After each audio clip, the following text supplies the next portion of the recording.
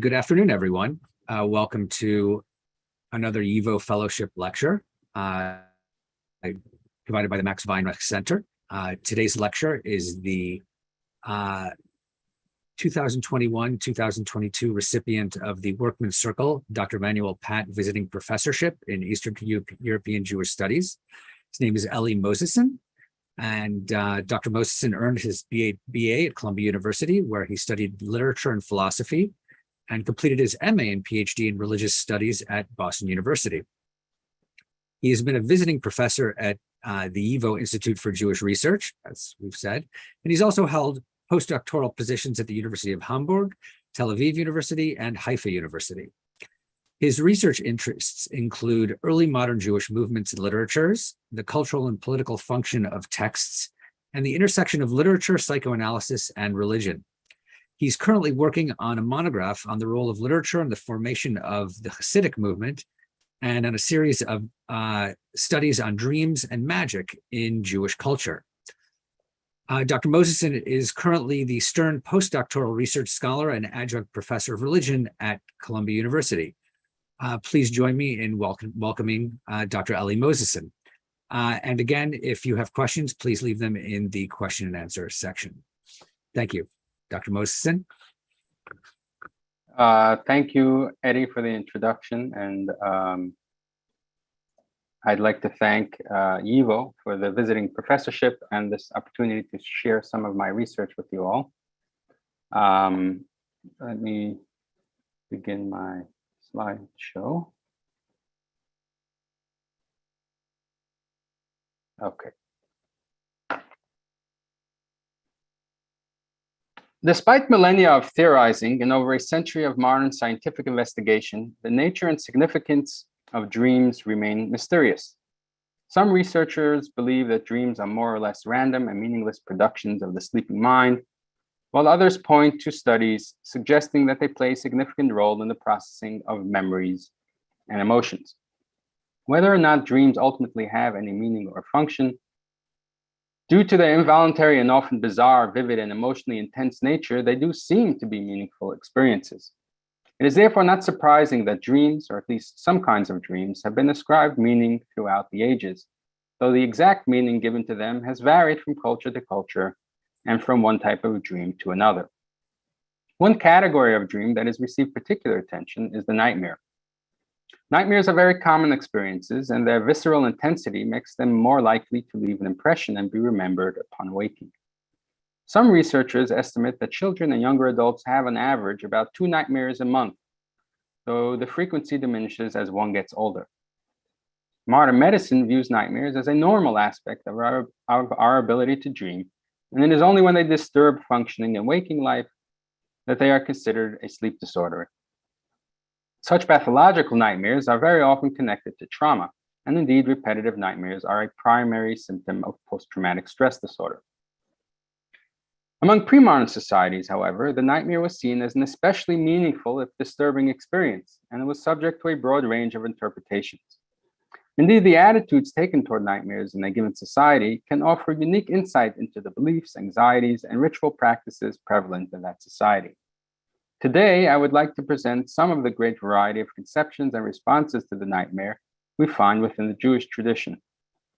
As we shall see, the nightmare gave rise to particularly rich and dynamic forms of cultural expression in a broad range of areas.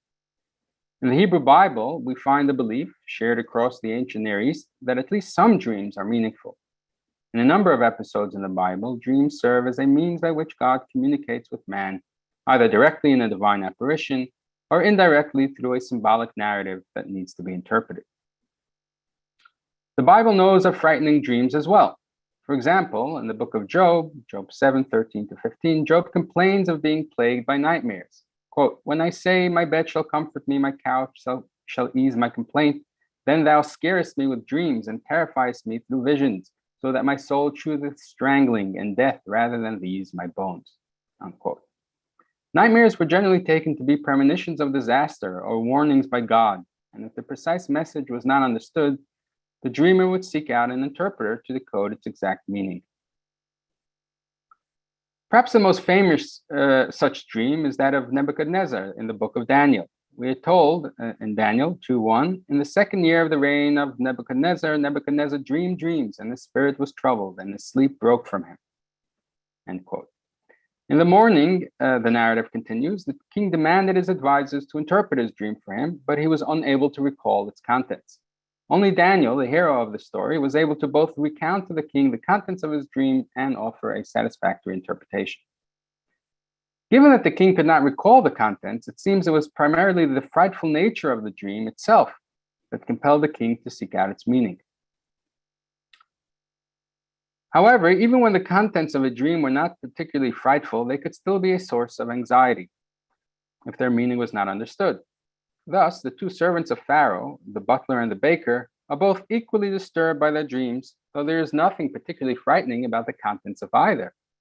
In fact, despite the close similarity of the two dreams, Joseph correctly predicts a positive outcome for one dreamer and a negative one for the other, a feat meant to testify to his great interpretive skill. In other words, any dream requiring interpretation provoked anxiety, since it was possible that it portended something negative. Many of the dreams described in the Bible as frightening involve the appearance of God or of a divine being within the dream. Thus, in Genesis 15:12, when God appears to Abraham in a dream, we read, quote, and it came to pass that when the sun was going down, a deep sleep fell upon Abram, and lo, a dread, even a great darkness fell upon him, end quote.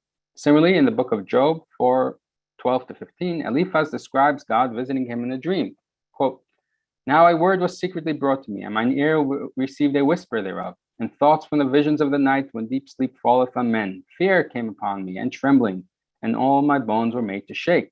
Then a spirit passed before my face that made the hair of my flesh stand up, end quote.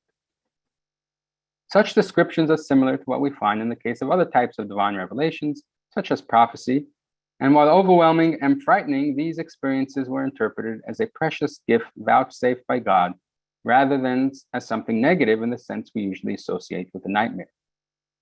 It would seem that in the world of the Bible, the frightful nature of the content of the dream was not a necessary determinant of whether the dreamer actually took the dream to be a nightmare.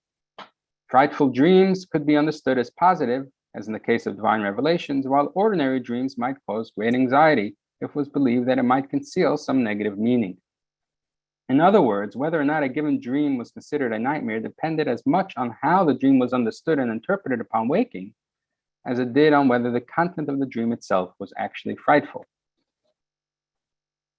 Rabbinic literature preserves a somewhat more complex attitude toward the nature and the significance of dreams. We find a great variety of opinions about dreams recorded in the Talmud, including two significantly different views about their origins. According to one view, in his dreams, quote, a person is only shown the thoughts of his own heart, end quote. In other words, dreams are simply the residue of waking life. Other opinions expressed in the Talmud, however, do uphold the ancient notion that dreams may convey extraordinary information or give knowledge of future events. The prevailing view appears to have been that at least some dreams or parts of dreams could indeed be meaningful or predictive. In fact, an entire section of the tractate Brachot of the Babylonian Talmud is dedicated to explaining the symbolic meaning of dreams in a manner similar to what we find in the general Greco-Roman culture. The importance of dream interpretation in rabbinic culture was further reinforced by the belief that the outcome of a dream was actually determined by the particular interpretation that was given, or in the words of the Talmud, dreams follow the mouth. In the Talmudic treatment of dreams, we find a particular concern with bad dreams and nightmares. Since dreams were considered potentially portentous, such dreams were taken very seriously. The general view of bad dreams was that at the very least, they were a divine warning meant to bring the dreamer to contrition and repentance. In other words, it was for their own benefit, a sentiment that is expressed in the statement, a bad dream is preferable to a good dream. In fact, according to the Talmud, quote, a good man is not shown a good dream and a bad man is not shown a bad dream, end quote. Some later commentators understood this psychologically as following the opinion that dreams are the residue of waking life. Since the good are constantly anxious about their behavior during the day, they have anxious dreams at night, while the wicked live their lives frivolously, and so their dreams are carefree as well. Be that as it may, the rabbis appear to have viewed nightmares as having a positive moral function. While a nightmare might be disturbing in itself, according to the logic of Talmudic dream symbolism, a seemingly bad dream might actually portend something good, while a seemingly good dream might portend something bad. For example, being bitten by a snake in one's dream means one's livelihood will double, while killing it means one's livelihood will be lost. In other words, it is not the manifest content of the dream that defines it as either good or bad, but rather its latent symbolic meaning. The general concern over bad dreams is reflected in the rabbinic prayer recited before going to sleep, which includes a sentence beseeching God to, quote, let neither bad dreams nor troubling thoughts disturb me, end quote. But even when someone did experience a bad dream, the rabbis believed it was still possible to counter its potentially harmful effects. Since they maintained that the interpretation of the dream determines its outcome, they advised dreamers to interpret their dreams positively, lest its negative potential be actualized. They further instituted a number of specific ritual practices that were to be undertaken in the event of a bad dream. One of them is a ritual called hatavat chalom, the bettering or ameliorating of the dream. In the tractate Brachot of the Babylonian Talmud, we read as follows. One who sees a dream and his soul is distraught, he should go and have it interpreted before 3. Interpreted? Didn't Rav Chisda say a dream not interpreted is like a letter not sent? In other words, it would be better not to interpret it, since, as we mentioned, it is the interpretation that determines the outcome. Rather say he should better it, yetiveno, before 3 people. He should bring 3 people and say to them, I saw a good dream. And they should say to him, it is good, let it be good, may God make it good. May they decree upon you from heaven 7 times that it be good, and it will be good. Then they should recite 3 verses about transformation, 3 verses about redemption, and 3 verses about peace. In this ritual, 3 people, which in rabbinic law constitute a court, pronounces the dream to be a good one. This practice appears to be predicated on the 2 assumptions mentioned. 1, that the manifest content of a dream may well conceal an opposite meaning, and 2, that the dream follows its interpretation. Although no effort is made to interpret the specific contents of the dream as a whole is proclaimed to be good, and this suffices to ensure that it will have no negative impact. Given the inherent ambiguity of dreams, the dreamer might well not know whether their dream is positive or negative. For such cases, the Talmud offers another recommendation. One who saw a dream and does not know what he saw should stand before the priests when they lift their hands during the priestly blessing and say the following. Master of the universe, I am yours and my dreams are yours. I dreamed a dream and I do not know what it is.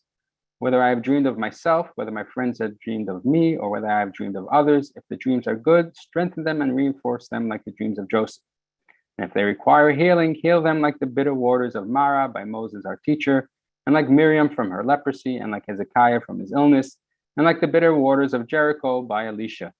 And just as you transformed the curse of Balaam, the wicked, into a blessing, so transform all my dreams for me for the best.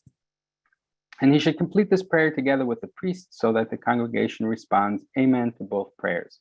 And if he's not able to do so, he should say, Majestic one on high, who dwells in power, you are peace, your name is peace. May it be your will that you bestow upon us peace.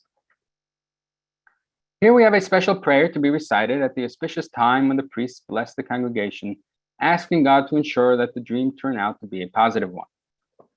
This prayer too reflects the understanding of dreams as both ambiguous and malleable.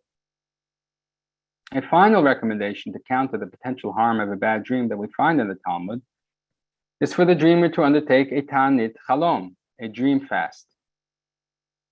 A fast is good for a bad dream like fire burns chaff. In other words, it's very efficacious. Rav Chisda said only if it is undertaken as that on that very day that it was dreamed. Rabbi Yosef said even if this is on the Sabbath. What is the remedy for desecrating the Sabbath in this manner? Since one is required to be joyous on the Sabbath, fasting is considered a desecration of the holy day, and let him observe another fast to atone for this one. In other words, one is required to fast 2 days. The fact that the rabbis not only recommended a voluntary fast, which was usually reserved for times of grave danger, but also permitted and even encouraged the dreamer to do so on the Sabbath is a striking illustration of how seriously they took the threat posed by nightmares. The three recommendations to counter bad dreams mentioned in the Talmud, the dream betterment ritual, the prayer during the priestly blessing, and the undertaking of a dream fast, were all subsequently adopted as normative Jewish practice and codified in Jewish law and liturgy. Indeed, all three duly appear in Joseph Cairo's 16th century code, the Shulchan Aruch. In the process of codifying these practices, a number of uncertainties arose, especially around the dream fast undertaken on the Sabbath. Although the Talmud had explicitly permitted fasting on the Sabbath over a bad dream, it never clearly defined the bad dream itself. Since this practice involved desecrating the holy day, later authorities proposed specific criteria for when a dream is to be considered bad. Thus, after quoting the above passage from the Talmud recommending the dream fast, Cairo writes as follows. Some say that there's no justification to fast for a dream on the Sabbath unless it's a dream one saw 3 times. In other words, it must be a truly auspicious dream. And some say that in our times we don't fast dreams on the Sabbath because we aren't experts in dream interpretation and don't know which dreams are good and which are bad. The inherent ambiguity of dreams and our own lack of the knowledge of the science of dream interpretation means that we cannot say whether a given dream was bad or not. But people say that it is found in ancient books that for 3 dreams we do fast on the Sabbath. One who sees a Torah scroll burnt, or Yom Kippur at the Ne'ilah prayer, or either the beams of one's house falling down or one's teeth falling out. So according to an ancient tradition, one of these types of dreams, only these types of dreams were known with certainty to be bad. Other traditions, however, add to or modify these 3, as Cairo goes on to note. And some say that one who sees Yom Kippur, even not at Ne'ilah, and some say one who sees themselves reading from the Torah, and some say one who sees themselves marrying a woman. Regarding seeing one's teeth falling out, this refers specifically to his teeth, but if he sees that his jaws fell off, this is a good omen, for it means that those who are planning evil against him have died. It seems to me that and this is Cairo speaking, it seems to me that one may fast on the Sabbath also over the dreams described as bad in the chapter Haroeh of Tractate Brachot. In other words, for him, any type of dream described as bad in the Talmudic list of dream symbols are to be accepted as such. This and the many related discussions in halakhic literature about whether and when one is to fast on the Sabbath over a bad dream indicate that within traditional Jewish culture, such dreams were taken very seriously and were a major source of anxiety for many people. Indeed, while not as prevalent as it once was, dream fasts are still undertaken by many Orthodox Jews to this day. In addition to engaging in prayer and fasting, many Jews also turn to various magical practices to protect themselves from disturbing dreams and nightmares. Despite biblical and rabbinic statements forbidding certain practices, magic was a common means by which people dealt with the broad range of life's challenges. It is therefore not surprising that magical practices relating to dreams in general and nightmares in particular can be found in Jewish sources from late antiquity down to modern times. A particularly rich source of knowledge about Jewish magic in late antiquity is the hundreds of magic bowls dating from this period discovered throughout the Mesopotamian region. These bowls typically contain Aramaic incantations written in spirals around the inside or outside of the bowl, often with a crudely drawn image of a demon at the center, and they were originally buried upside down under the threshold or placed in the corners of people's houses. Illness and tragedy were believed to be caused by demons, and these bowls appear to have functioned as a kind of demon trap for any malevolent spirits wishing to assault the home or its inhabitants. Nightmares in particular are an affliction frequently mentioned in these bowls, and some appear to have been explicitly commissioned to protect the owner from them. The following is a typical example. I cast a lot and take it, and I perform magical acts like Rabbi Joshua bar Parachia, and I have a written deed of divorce to all evil Liliths, male and female, the band demon, the companion demon, who appear to Abba son of Titi, and to Machlafta, daughter of Asharkum, by dream of night and by sleep of day. And I write against you a deed of divorce, a deed of release and dismissal, by the name of a character out of a character out of characters, and a name out of names, and hollows out of names, and hollows out of an empty space, through which heaven and earth are subdued, and mountains are uprooted through them, and heights are lowered through them. Demons and sorcerers pass away from the world through them, Then I ascended against you to the height, to injure and to cause to go forth you, evil Liliths, from the house of Abba, son of Titi. Amen, amen, Selah. In this incantation, a variety of demons who are described as appearing to the named individuals in their sleep are warned away from their house. Many of these bowls describe the afflicting demons not as having come of their own accord, but as sent by sorcerers or enemies. Indeed, as Alicia Belushi has shown, magical books and recipes from the period describe rituals for disturbing the sleep of one's enemies, including by sending them demonic nightmares. For example, in the magical treatise Harbe de Moshe, or the Sword of Moses, we find a recipe for this express purpose. To send a dream against someone, write on a silver plate from such and such letters until such and such letters. This refers to a section of the Sword of Moses. The sword itself consists of a long string of letters composed of a divine name, the various sections of which are used for different magical purposes. So this is one segment of this sword that's used for this specific purpose. And place it in the mouth of a cock and slaughter it while it is placed in its mouth, and turn its mouth around and place it between its thighs and bury it at the bottom of a wall. And put your heel on its place and say this, in the name of, and here the name, presumably a divine name of some sort, is missing from the text. May the swift messenger go and torment so-and-so, son of so-and-so, in his dreams until my will is fulfilled. Not all demonic dreams were considered nightmares, however. As Yuval Harari has shown, Jewish magicians engaged in practices that aim to conjure demons and ghosts of the dead into their own dreams so that they can learn all sorts of concealed knowledge from them, a variation on the popular divinatory practice of Sheilat Chalom, or dream request. Once again, we see that whether or not a particular dream was considered to be a nightmare had as much to do with how it was understood and interpreted, in this case as something expressly wished for or not, as it did with the nature of its content.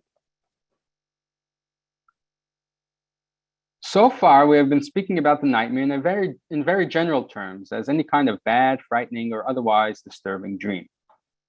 However, the term itself originally had a much more specific meaning and was used to refer to dream experiences in which the dreamer feels as if they are being pressed down and suffocated by some external force or entity. This phenomenon was known under various names, such as the Greek Ephialtes or the Latin incubus. One term particularly common in medieval Europe was the Germanic mar or mara, variants of which appear in many European languages, including the English nightmare, the French cauchemar, and Slavic mora. This terrifying oniric experience was interpreted by some ancient and medieval physicians as a natural and harmless occurrence or as a medical ailment. Indeed, modern researchers have suggested that what is being described here is the phenomenon known as sleep paralysis, a not uncommon sleep disorder caused by a disruption of the REM sleep cycle in which the person regains a measure of waking consciousness while the body remains in the paralytic state that generally accompanies sleep. However, the most common view of the nature of this experience in medieval and early modern societies was that it was an attack by a malevolent creature, at times conceived of as a demon, but at other times as a ghost or witch, three types of beings who are not clearly differentiated in folk belief. Being unaware of the physiological causes of this strange and frightful experience, traditional societies made sense of it in terms of prevalent beliefs about supernatural agents. The experience of the nightmare was sometimes described as having an erotic character, and from the 15th century on, it was typically combined with another popular belief that female and male demons could appear to human beings in their sleep or even waking life and engage in sexual intercourse with them. While some of the elements of this nightmare complex can already be found in late antique Jewish literature, with their migration to Europe, Jews gradually absorbed this specific conception of their European neighbors, including their vernacular terminology. The term Mara first appears in Jewish literature around the beginning of the 13th century in the circle of Judah the Pious of Regensburg. Judah refers to the Mara a number of times in his writings, describing it in one place as a kind of witch or spirit, referred to as a forest woman, and in another as a creature who, quote, lies on a man so that he cries out and is unable to speak, end quote. Judah's student, Elazar of Worms, similarly mentions a, quote, spirit called Mara that lies in a person and takes away their speech. It holds their tongue and obstructs their breathing. While in these references the sexual element is not evident, other sources mention the idea that demons or other supernatural beings can engage in sexual relations with humans, especially in dreams. The Bible already speaks of the sons of God who married women, while the rabbinic midrash states that after Adam and Eve were driven from the Garden of Eden, they separated from each other and had sexual relations with demons of the opposite sex. However, it was the Kabbalists who, in their efforts to promote ideals of sexual purity, popularized this notion and emphasized its connection with dreams. The Kabbalists considered masturbation to be a sin akin to murder, and they believed that human seed wasted in sexual fantasy was collected by demonic forces and used by them to increase their own progeny. Sexual dreams, in particular, were interpreted as actual visitations by the demoness Lilith, or one of her underlings, who would thereby be impregnated by the dreamer and bear their joint offspring. For example, in a passage in the classical Kabbalistic work, the Zohar, the activities of a Lilith-like demoness called Naamah is described as follows. Still now she exists, dwelling amidst the raging waves of the great sea, and she emerges and sports with human beings, becoming aroused by them in dreams through the lust of the person who clings to her. She takes the lust and nothing more, and from that lust she conceives and produces other progeny in the world. These that she bears to human males appear to human females who are impregnated by them and bear spirits. They all go to the primordial Lilith, and she raises them. She goes out into the world seeking her children, and when she sees human children, she clings to them to kill them. Here we have the idea that both men and women might be visited in their dreams by demons and produce demonic offspring. Furthermore, the resulting progenital relationship with the demonic realm led to serious negative consequences, including the premature death of one's own human children. Naturally, such beliefs created great anxiety over sexual fantasy, and beginning in the 17th and 18th centuries, they developed an entire literature dedicated to preventing and atoning for the sin of intentional and unintentional ejaculation. While the Kabbalistic and moralistic literature almost exclusively addressed an educated male audience and focused primarily on male sexual fantasy, as the passage we quoted from the Zohar makes clear, women too were believed to be vulnerable to such sexual encounters with demons in their dreams. Indeed, when we turn from this elite male-centric literature to the magical literature of the 17th and 18th centuries, which reflect the folk beliefs and practices of the general population, we find that one of the most prominent concerns addressed in this literature is the female erotic dream, or more accurately, erotic nightmare. While the conceptualizations of the phenomenon draw on some of the Kabbalistic traditions mentioned, as we shall see, they are far more indebted to certain widespread European folk beliefs.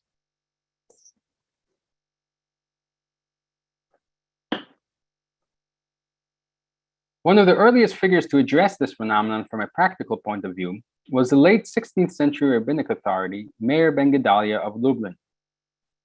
In his collection of halakhic responsa, he addresses a case presented to him of a woman who had sexual relations with a demon. Regarding the strange and bizarre story that came before you about a woman who had intercourse with a spirit or demon called Tut, and this is another German name for a nocturnal creature similar to the nightmare. And it first came to her in the form of her husband, and a second time in the form of a nobleman, and she is a married woman. Is she forbidden to her husband, even if he is an Israelite, for perhaps in the end it was done willingly, as there are some indications of this, or at least if her husband is a Kohen, even if it was done unwillingly? Or are we to equate it with a woman who had relations with an animal who is permitted to her husband, even if he is a Kohen? Or perhaps not, since it came to her in the form of a man, and they do procreate like humans. While we are not explicitly told that this was a dream rather than a waking experience, the reference to the Tut would suggest that it was. In any event, the reality of the phenomenon was taken for granted to the point that the woman's chastity was called into question. After a lengthy and learned discussion, Meir concludes that such an experience was not considered adultery or fornication, as only humans and animals are explicitly mentioned in the biblical injunctions, and demons were neither. However, while sexual intercourse with a demon may not have posed a halakhic problem, this did not mean that it was a welcome experience by any means. In the magical literature composed in the 17th and 18th centuries, especially in Eastern Europe, we find frequent mention of very similar erotic experiences as described by Mayer of Lublin, but in these sources, they are invariably described as a terrifying assault requiring special anti-demonic treatment. The terms most often employed to refer to this erotic nightmare are the apparent cognates mar'e and marin. These terms are never explained in the magical literature, nor do they appear in any Hebrew or Yiddish dictionary, and the precise etymology remains obscure. The great variation in spelling we find for both terms suggests a non-Hebrew origin, and it seems likely that we have here versions of the Germanic mar and its plural form marin, the pan-European nightmare. However, it appears also to have absorbed the meaning of the Hebrew word mare, which translates as vision or apparition, along with its Aramaic cognate marin, meaning to show.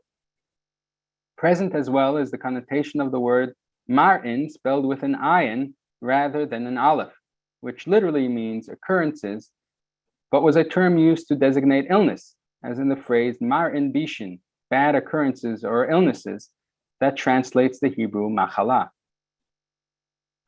The Hebrew and Aramaic influence is particularly apparent in the fact that in the various spellings of these terms, the resh precedes the aleph nearly as frequently as it succeeds it.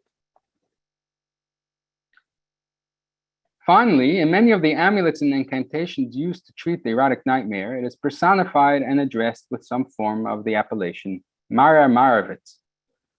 While it appears that we have here yet another variation of the term Mara or nightmare, I have as yet been unable to determine its exact meaning and origin. The phonology and morphology appear to be Slavic and should perhaps be interpreted as a construction composed of the word Mara and some form of a suffix like oviets or ovitz. It is worth noting that this appellation is often vowelized in the text, something that was commonly done for foreign and especially Slavic words. Indeed, the enormous variation in spelling and vowelizing suggests that the precise origin and meaning of these terms were not clear to the transmitters and recorders of these traditions themselves. The Mara is generally described rather vaguely as some type of demonic being who takes on human form to have sexual relations with humans. This being appears to have been conceived of as gendered female and occasionally identified with Lilith, but able to take on male form when visiting women, and indeed it is women who appear as the victims in most instances. The most frequently specified forms in which it might adopt are that of nobleman or priest, but it may take the form of any man, Jew or Gentile, and even the woman's own husband. In other words, any erotic dream whatsoever might, and indeed apparently often was, interpreted as a demonic assault. However, the most terrifying aspect of the experience was less the dream itself than its waking life consequences, as it put the woman and her family in grave danger, especially if the woman happened to be pregnant. It was believed that in the erotic nightmare, the demonic being impregnated the woman with its seed, and the fetus or the child born will be subsequently taken from its human parents through miscarriage, infant death, or by being replaced with a changeling. The woman herself was also in danger of becoming ill and wasting away. It was primarily this connection to childbirth that led to the need for magical rituals to protect women from visitations of the Mara and to safeguard mother and child in the event that it did occur. Indeed, the centrality of the threat to procreation appears to be particularly characteristic of the Jewish conception of the nightmare. This is confirmed by the 19th century Yiddish writer Isaac Mayer Dick, who in a footnote to his story, The Wachnacht, which mentions the Mara, notes the following. In Polish, the word Mara refers to a dream specter or frightful apparition, and among Jews it refers to a certain woman's illness, where it seems to them that they are visited by a strange man, and according to superstition, they are impregnated by this, and the children subsequently born to them do not live long, end quote. In other words, only Jews were known to believe that the nightmare posed a particular threat to childbearing.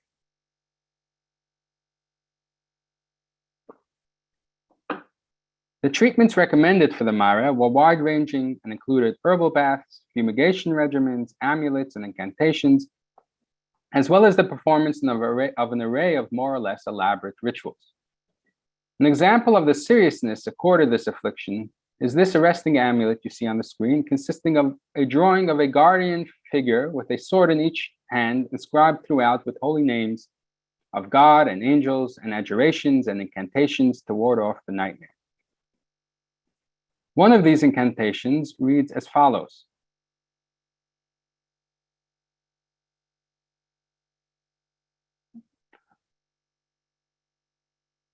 Well, I'll read it to you. I thought I had it in the slide.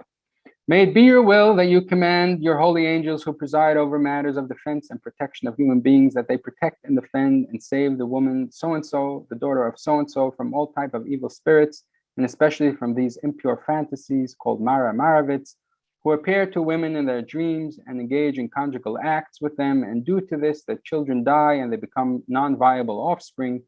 We curse all the above-mentioned impure fantasies, that they not have any portion in the woman so-and-so, daughter of so-and-so, who is carrying this amulet, not in her body, and not in her pregnancy, and not in her birthing, and not in her newborn, and not in anything that is hers, and may she and her husband merit to raise living and viable progeny to serve God.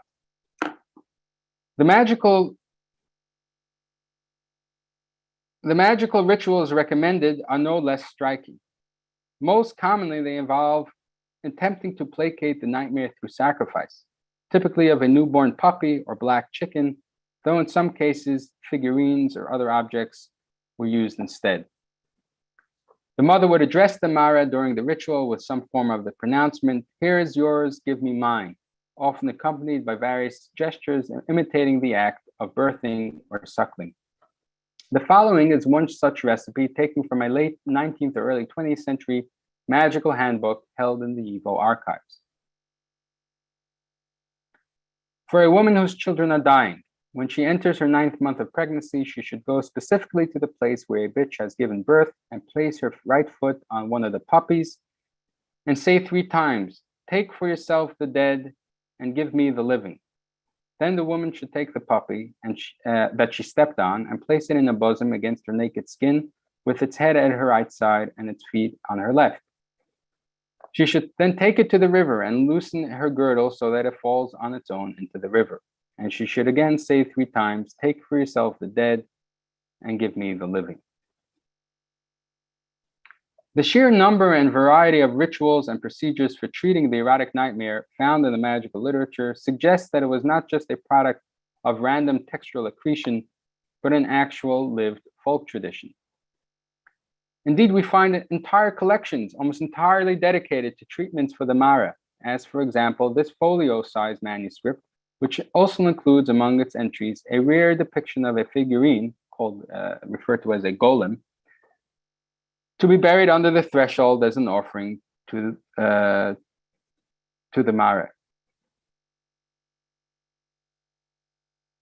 We also have important testimony from Balei Shem, the magical practitioners who composed and copied these manuscript collections, and who were often consulted for their knowledge and expertise.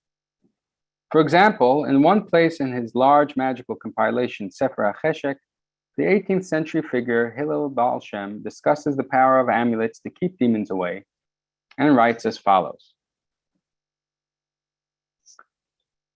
I experienced something similar in the holy community of Kedaini in the year 7039 with a woman named Sarah, the daughter of Mindala, and her husband Moses, son of Dubrish. They procured amulets from me for the Maran that appear in night visions, which cause children to die when they are young as a result of the evil eye, or the pox, or epilepsy, or some other cause. May the merciful one save us. And these are all the deeds of Lilith. The next day at daybreak, the Lilith came to the woman from afar in the form of a strange man, like a priest or other creature, and it screamed at the man and woman, "Throw off the amulets from yourselves immediately, or I will stab you with a sharp sword and kill you both," pointing it this way and that to him and to her. The husband wished to throw off his amulet, but the woman, who was honorable and believed in the word of God and in his holy names, held the amulet in her hand. Then she fell back to sleep until morning, and it did not visit her again.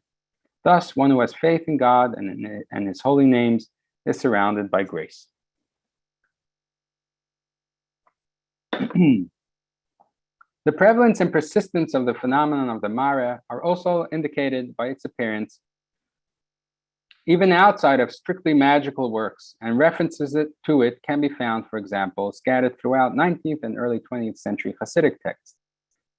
With the gradual transformation of traditional Jewish life in Eastern Europe, however, this conception of the erotic nightmare all but disappeared as a lived experience, though traces of it can be found in the modern secular literature that emerged in its wake, as in the tale by Isaac Mayer Dick already mentioned, and most famously perhaps in Isaac Bashevis Singer's Tybala and Her Demon.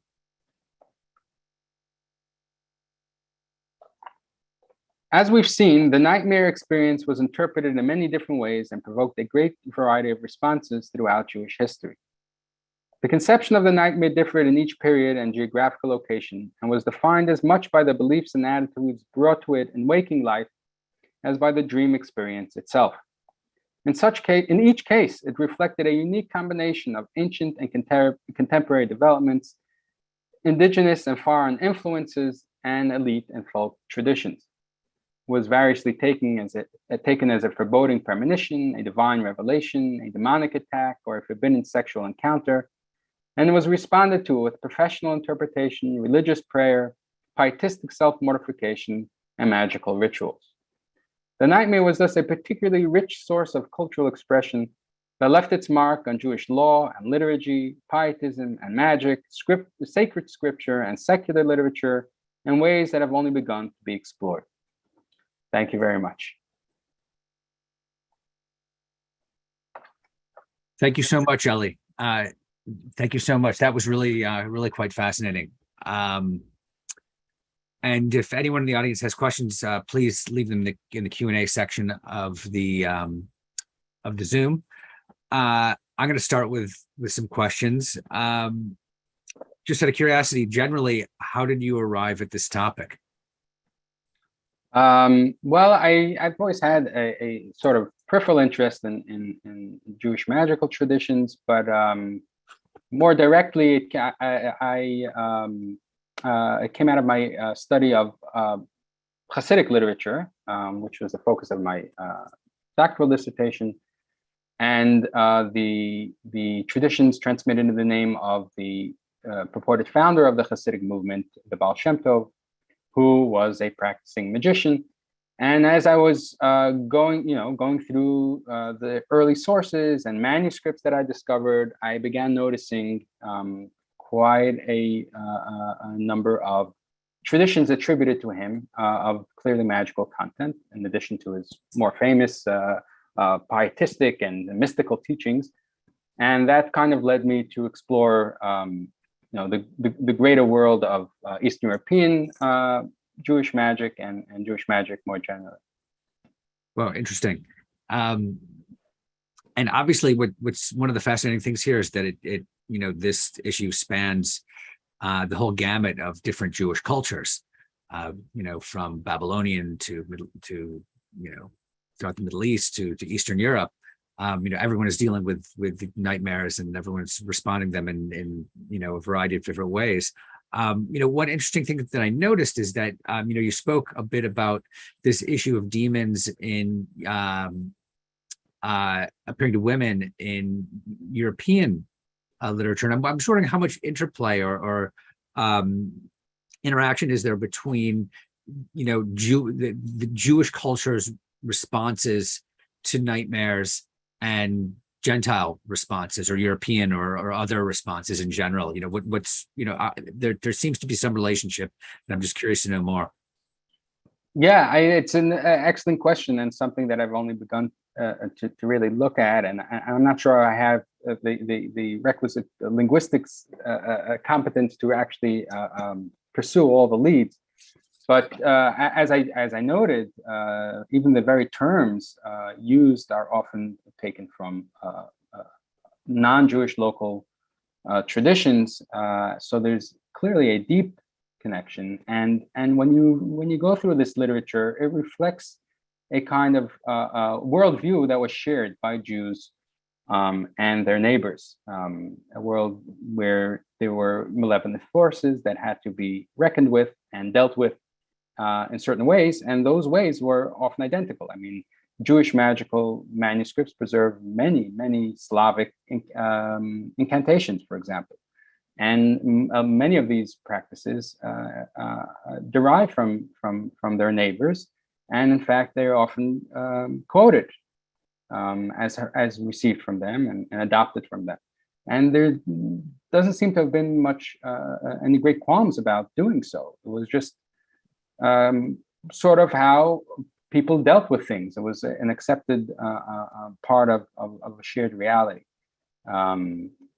So there's a huge amount of mutual influence, and in the case of nightmares, I think you see it quite strongly as well. Wow, interesting. And I'll ask one more question before I turn it over to the Q&A from the audience.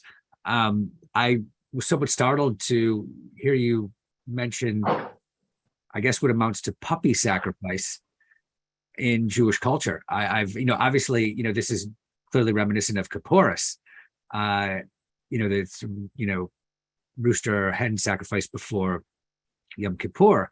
But I had never heard of this. So this was really kind of fascinating. How widespread was this phenomenon? It's a great question. I can't say how widespread it was in practice, but if we judge from the number of recipes and types of recipes like that, it seems to have been pretty widespread. It was one way that was believed can save your child, and you're going to do whatever you think might work to do that. And this was seems to have been a very widespread belief. Right. Fascinating. All right, so I'm going to head to the Q&A from the audience, and this is related to my last question. Someone asked, Ruthie Davis asked, do you think that the difference in Mara indicates that Jews were more anxious about childbirth than the surrounding cultures? Why might that be? It's a great question. I don't know. I'm not sure why that may have been. There are indications that there was a concern with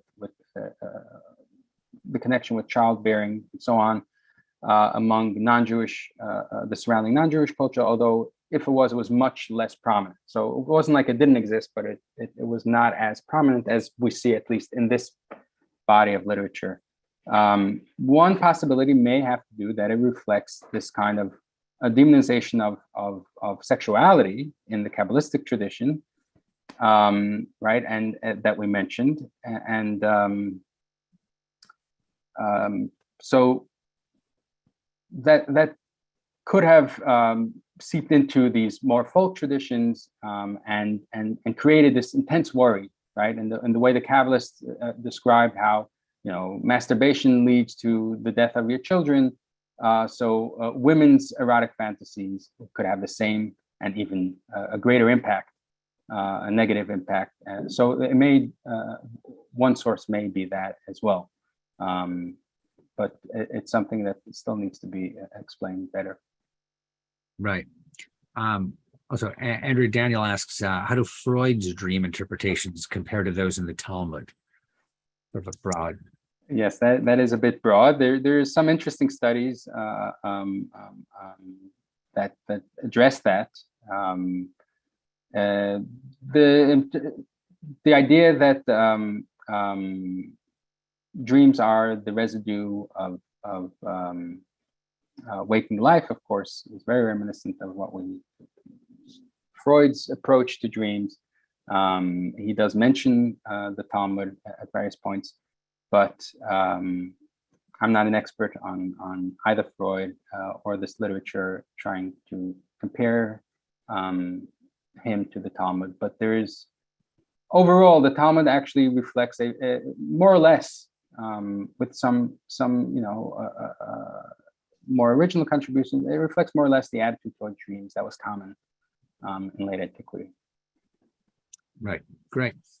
Next question is Joan Wagman asks if Dybbuk's enter the realm of nightmare literature. Yes, yes, and well, in the sense that the Dybbuk and say Mara cannot strictly be differentiated always. I mean, sometimes terms can be interchangeable, especially when you're dealing with these very vague beings. People didn't have a much better conception of them than we do, even though they believe they were real. So we have many different terms used at different points, and a Dybbuk, well, any entity that kind of, well, the term Dybbuk itself literally just means stuck or attached, something, some being that connects itself to you. So that's a very broad category. The Mara is one such being that may attach itself to you, and some of these rituals bear certain similarities to exorcism rituals, and exorcism rituals specifically used for what's more commonly known as the Dybbuk. So there's definitely a lot of overlap between the two. Although, of course, the Dybbuk, as it's come to be known, has its own kind of its own complex of beliefs and phenomena and experiences. But like I said, there are many points of overlap. You know, and you showed this one manuscript page that had an image of a golem on it. How does that come into play? Yeah, well, they refer to it as golem, which just means a little, in this case, a figurine. So there isn't a clear Hebrew term that they would have known or used to refer to a figurine. They sometimes use Slavic terms in such cases. So in this case, the author or recorder used golem, this kind of figure made out of, in this case, actually, it's made out of wheat flour, a little figurine that you bury under the threshold to protect the mother. So it's not directly connected to the idea of an animated anthropoid. Right. So it's not connected to the the golem. To the golem legend. Right. I understand. Okay, interesting. All right, that seems to be it. Although Dina Taubman asks if you have any recommendations for books for the layperson on this topic. Well, there are some popular books on dreams and Jewish culture. That's not too hard to find through a search. Serious scholarly literature, though, is relatively limited.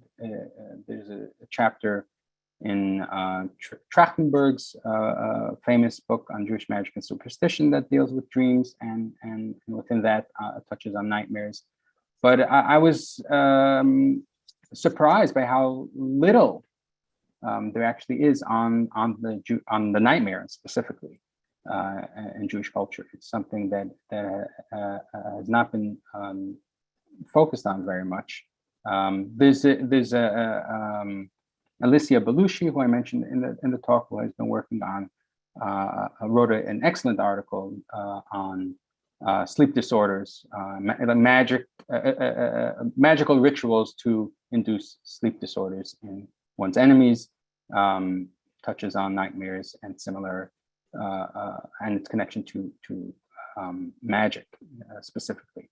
But there is no work that treats nightmares as a whole. Okay. Well, thank you so much, Ellie. This was a really fascinating topic, fascinating lecture. We heard about a lot of things that I think we've never heard before. So thank you. This again has been Elly Moseson fellowship, YIVO fellowship lecture. He was the 2021-2022 Workman Circle Dr. Manuel Pat visiting professor in Eastern European Jewish Studies. And if you liked what you saw and heard today, please consider making a donation to YIVO. We can only bring you these lectures with your support. which we obviously appreciate very much. Again, thanks so much, and see you next time. Thank you, Eddie, and thank you all for listening.